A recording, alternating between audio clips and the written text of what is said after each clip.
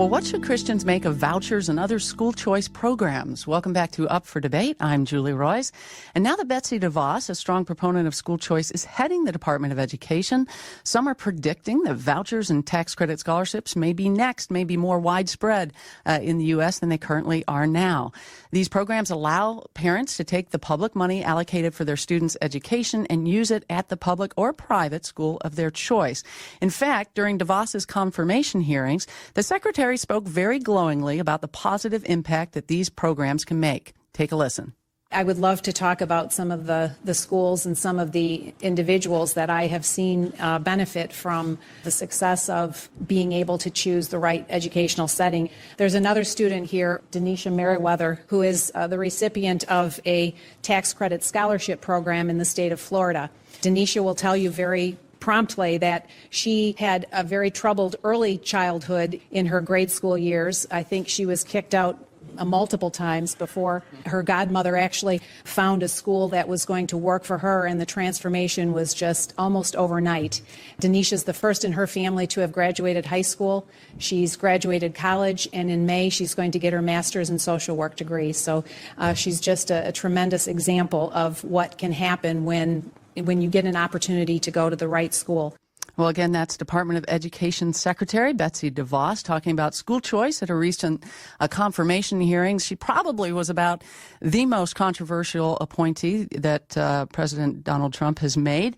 And part of it is because she supports this idea of school choice, and some questioned her knowledge of the public school system. But some people, that's why they loved her, is because she was a strong proponent of school choice. I'd love to hear what you think about it. You can give us a call at 877-LIVE-675. Or if you're having trouble getting through, you can go to facebook.com/up4debate, facebook.com/up4debate. And we always have a good conversation going on online, and really encourage you to do that. But I want to go to our phone lines. I have Clarissa on the line from Coral Springs, Florida. And Clarissa, as I understand it, you're a public educator and you are not for any vouchers or private school choice. Is that correct? That's correct. I'm currently a stay-at-home mom as of this year, but Okay. I've worked in public, private, and charter. And I guess I caught the show kind of late, and when Greg was talking, and kind of what bothered me is that when you're in public school, the point about you have to take everybody, and but what kind of I was thinking about was we have to take the kids whose parents are not involved in their education at all.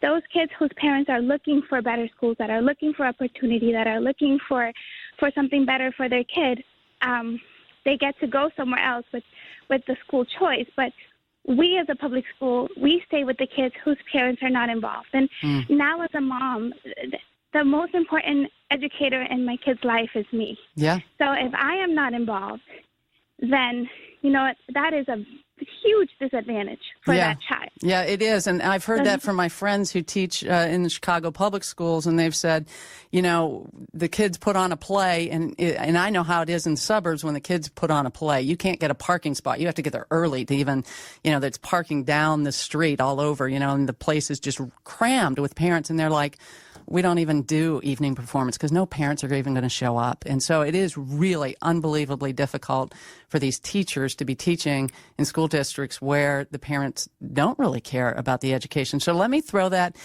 to Greg Forster. Again, he's with EdChoice. Also joining me today, Lally Lloyd, founder of All Our Children Network.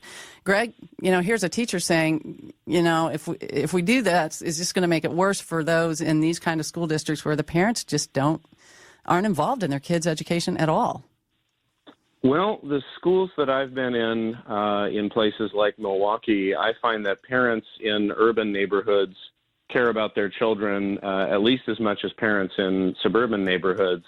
I think that this stereotype that gets popularly circulated that, in the suburbs, parents are highly active, but in urban areas, parents are not highly active in their children's education. Frankly, I think that's a stereotype that the church ought to be active in challenging. I think it's based on a limited perspective. But I would come back again to if this is a problem on a large scale, why do we see that school choice produces improved academic outcomes in public schools? it's just not jiving with the evidence. Okay, let me go back to our phone lines. I have Gordon on the line, also from Florida, Lakeland, Florida. Is that right, Gordon? Yeah, I'm between Orlando and Tampa. Thank you for taking my call, Julie. Hi, Gordon. Yeah, are you on the line? Greg? Yes.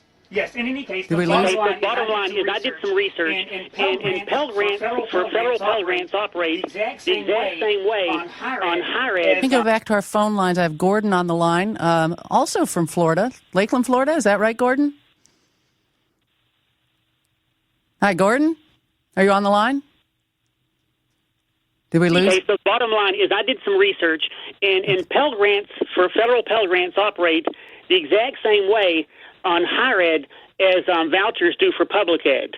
The money follows the student, and you can only use it at qualified schools. And Lally, I see on your website you've reposted from NPR some support for housing vouchers. Now you're going to have a few kids that take Pell Grants that are not good students, okay? But your liberal students, half the people that take Pell Grants are statistically liberals that hate vouchers, and yet they're taking the exact same thing in public. Higher education doesn't get fully funded. Okay, wait, 1 second, Gordon. Gordon, 1 second. Hold on. If anything, they would be hurt less. Gordon, 1 sec. We missed the first part of what you said, so I just, it got cut off. So let me just frame what you're saying, I think, is that you're saying the Pell Grants function in the same way in higher education as a voucher would function. And so you're saying those work well and liberals are behind that, so why aren't they also behind vouchers for secondary education? Am I getting the gist of your argument? Yeah, but not only that, Lally supports housing vouchers, okay, on her website. You can ask her. She has good words to say about housing vouchers where the students perform better.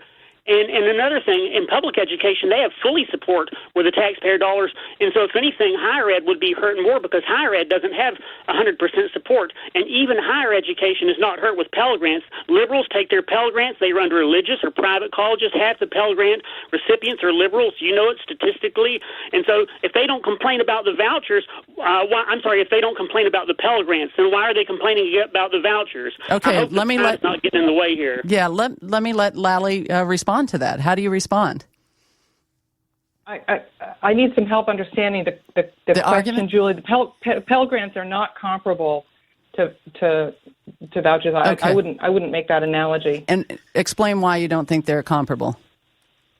Pell Grants, again, this is outside my area of expertise. My understanding is that they do not cover the full cost of higher education. They do help students go to colleges that they might not otherwise be able to afford. But throughout our entire history as a country, we have always funded higher education differently than we have funded K through 12 education. We agreed as a nation that getting every child, at first it was only to 8th grade, and then it came to be to 12th grade, that quality of education was was a responsibility we wanted to share among all of us for all of our children. We've never had that public consensus around higher education, so I don't think they're quite analogous.